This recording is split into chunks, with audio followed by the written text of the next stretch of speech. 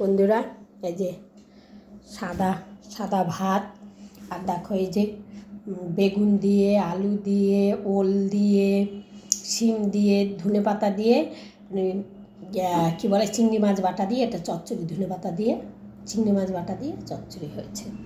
আর এই দেখো মাছ পাতুরি, সেই বক মাছ তোমরা চেনো, মোটামুটি লম্বা লম্বা ঠোঁট, সমুদ্রে হয় সেই মাছ পাতুরি করেছি। এই দেখো মূলো দিয়ে, এই যে, কারণ আমার ফোনটায় গন্ডগোল করছে বলে বন্ধুরা আজকে আমি রান্নার ভিডিও করতে পারিনি, ওই জন্য এই ভিডিওটা দেখাচ্ছি।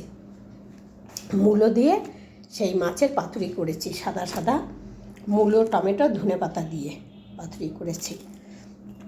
কেমন হলো আমার পাতুরিটা আর চচ্চড়িটা, মানে কেমন হয়েছে পাতুরি চচ্চড়ি, কমেন্ট অবশ্যই জানাবে বন্ধুরা। ঠিক আছে, রাখছি।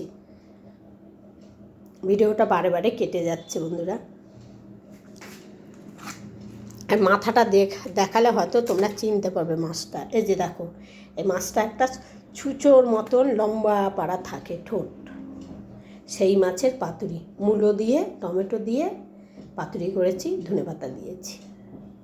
এতে কিন্তু মশলা কিছু না, একটু লঙ্কার গুঁড়ো আর সামান্য একটু জিরের গুঁড়ো দিয়েছি, আর হলুদ, কাঁচা তেল একটু বেশি করে। এই ঠিক আছে বন্ধুরা।